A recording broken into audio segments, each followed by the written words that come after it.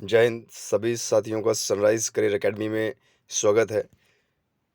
चित्रकूट जिले की number 1 academy, Chitrakoot जिले की नंबर 1 एकेडमी, जहां पर सभी विषयों का अध्ययन विशेषज्ञों द्वारा कराया जाता है और विगत कम वर्षों में सर्वाधिक चयन सनराइज करियर एकेडमी के माध्यम से हर विषय का गहराई से अध्ययन कराया जाता है। सनराइज करियर एकेडमी में 40 से भी ज़्यादा सरकारी नौकरी की तैयारी कराई जाती है और पीसीएस की तैयारी शाम 3 बजे से लेके रात 8 बजे तक का बैच है। इसके सिवा 3 बजे से लेके 6 बजे तक का बैच, सीटेट, यूपीटेट, मॉर्निंग 9 से 12, 12 से 3 और 3 से 6 जनरल बैच है। आगे बढ़ते हैं। बीते दिन कुछ करंट अफेयर की बात करते हैं हम। जैसे आज का जो करंट अफेयर है, किस संस्था ने अभिनव कृषि पर राष्ट्रीय स्तर की कार्यशाला का आयोजन किया है? किस संस्था ने अभिनव कृषि पर राष्ट्रीय स्तर की कार्यशाला का आयोजन किया है? नीति आयोग। किसने? नीति आयोग। नीति आयोग के अध्यक्ष प्रधानमंत्री होते हैं। नीति आयोग को सन 2015 में बनाया गया था और नीति आयोग इससे पहले यह योजना आयोग था, जिसको 1951 में बनाया गया था। 1951 में योजना आयोग जो था उसका नाम बदलकर नीति आयोग कर दिया गया। नीति आयोग ने आज़ादी का अमृत महोत्सव समारोह के एक भाग के रूप में विज्ञान भवन नई दिल्ली में अभिनव कृषि पर एक राष्ट्रीय स्तर की कार्यशाला का आयोजन किया। भारत ने किस देश के साथ अक्षय ऊर्जा के हस्तांतरण के लिए ट्रांसमिशन इंटरकनेक्शन स्थापित करने की घोषणा की है? मालदीव। मालदीव भारत और मालदीव के ऊर्जा संक्रमण कार्यक्रम को सुविधाजनक बनाने के लिए दोनों देशों के बीच अक्षय ऊर्जा के हस्तांतरण के लिए एक ट्रांसमिशन इंटरकनेक्शन की स्थापना की है। किसने? मालदीव ने। आगे बढ़ते हैं। किस भारतीय राज्य ने हाल ही में 7 रोपवे परियोजनाओं के विकास के लिए समझौता ज्ञापन पर हस्ताक्षर किए? 7 रोपवे। हिमाचल प्रदेश। हिमाचल प्रदेश सरकार ने राज्य के कांगड़ा, कुल्लू, चंबा, सिरमौर और बिलासपुर जिले में 7 रोपवे परियोजना के लिए विकास के लिए समझौता ज्ञापन पर हस्ताक्षर किए। हिमाचल प्रदेश की बात करें तो हिमाचल प्रदेश की राजधानी शिमला और हिमाचल प्रदेश पर्वतों का राज्य है। और आपको बता दें, हिमाचल प्रदेश से कई सारी नदियां निकल के पंजाब में जाती हैं। हिमाचल प्रदेश जम्मू कश्मीर केंद्र शासित प्रदेश पंजाब, हरियाणा, उत्तर प्रदेश और उत्तराखंड से अपनी बाउंड्री बनाता है। ठीक है, नेक्स्ट क्वेश्चन करते हैं। फार्मा एंड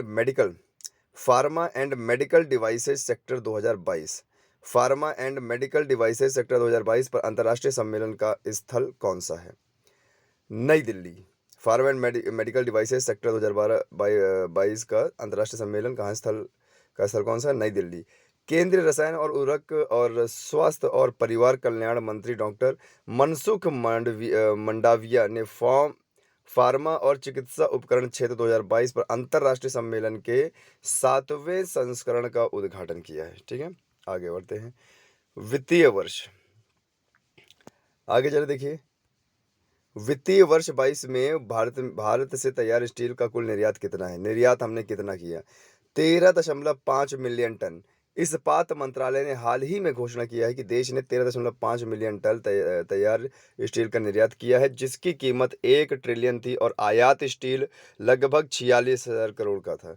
निम्नलिखित में से किस राज्य सरकार की योजना विभाग ई प्रस्ताव प्रणाली पहल ने WSIS फोरम अवार्ड 2022 जीता? मेघालय सरकार के योजना विभाग के ई प्रस्ताव प्रणाली पहल ने हाल ही में United Nations world summit on information society forum award 2022 जीता। मेघालय की बात करें तो मेघालय हमारा पूर्वोत्तर राज्य है। गारो खासी जयंतिया यहाँ की जनजाति है। गारो खासी जयंतिया यहाँ के पर्वत श्रेणी भी हैं और यहीं पर ही हमारा गोंडवाना हिमालय पाया जाता है। ठीक है, आगे बढ़ते हैं। प्रसार भारती ने हाल ही में किस देश के सार्वजनिक प्रसारक के साथ प्रसारण के क्षेत्र सहयोग के लिए समझौता ज्ञापन किया? अर्जेंटीना। प्रसार भारती ने हाल ही में प्रसारण के क्षेत्र में सहयोग के लिए अर्जेंटीना रेडियो टेलीविजन के पब्लिक ब्रॉडकास्टर के साथ एक समझौता ज्ञापन पर हस्ताक्षर किया। अर्जेंटीना की बात करें तो अर्जेंटीना हमारा अमेरिका का देश है। दक्षिण अमेरिका के देश है। पोंपो घास के मैदान यहाँ पर पाए जाते हैं। ठीक है, अमेजोन बेसिन भी है यहाँ पे। इटली में आयोजित एमिलिया रोमांगना ग्रांड प्रिक्स का खिताब किसने जीता? मैक्स वेरस्टापेन ने। फॉर्मूला 1 चैंपियन मैक्स वेरस्टापेन ने इटली में आयोजित एमिलिया रोमांगना ग्रांड प्रिक्स का खिताब जीता है, जबकि Sergio Perez red bull Mexico दूसरे और लैंडो नॉरिस तीसरे स्थान पर रहे। आगे बात करते हैं, निम्नलिखित में से किस देश के पूर्व राष्ट्रपति मवाई किबाकी का हाल ही में 90 वर्ष की आयु में निधन हो गया? केनिया के पूर्व राष्ट्रपति मवाई किबाकी का हाल ही में 90 वर्ष की आयु में निधन हो गया। उन्होंने 2002 से 2003 तक देश के नेतृत्व किया। 2007 में उनके शासनकाल के दौरान हुए विवादास्पद चुनाव के बाद खूनी जातीय संघर्ष में 1100 से अधिक लोग मारे गए। आगे बढ़ते हैं, मसौदा बैटरी स्वैपिंग नीति 2022 निम्नलिखित में से किसके द्वारा जारी किया गया? नीति आयोग द्वारा हाल ही में बैटरी स्वैपिंग पॉलिसी 2022 का मसौदा तैयार किया। हाल ही में किस राज्य सरकार ने निमोनिया को सफलतापूर्वक रोकने के उद्देश्य से सामाजिक जागरूकता अभियान सांस शुरू किया है? कर्नाटक सरकार ने। कर्नाटक की बात करें तो कर्नाटक की राजधानी बेंगलोर। सिलिकॉन वैली भारत का सिलिकॉन वैली है। कोंकण तट और मालाबार तट दोनों में आता है कर्नाटक। आगे, कर्नाटक सरकार ने हाल ही में राज्य में निमोनिया को सफलतापूर्वक रोकने के उद्देश्य से सामाजिक जागरूकता अभियान सांस शुरू किया है। निम्नलिखित में से किस कंपनी ने हाल ही में विशाखा मुले को अगला मुख्य अधिकारी नियुक्त किया है?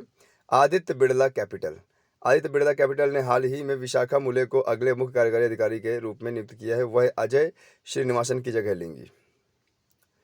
लास्ट क्वेश्चन है, एपी अब्दुल्ला कुट्टी को हाल ही में भारत के किस समिति के अध्यक्ष के रूप में चुना गया है? हज समिति। भारत की जो हज समिति है, एपी अब्दुल्ला कुट्टी को हाल ही में भारत में हज समिति के अध्यक्ष के रूप में चुना गया है। इतिहास में पहली बार 2 महिलाएं हज कमेटी की उपाध्यक्ष चुनी गई हैं, मुन्नावरी बेगम और महफूजा खातून। चलिए, आज के लिए ये हमारे करंट अफेयर्स हैं। बने रहिए सनराइज करियर एकेडमी के साथ। जय हिंद, जय भारत।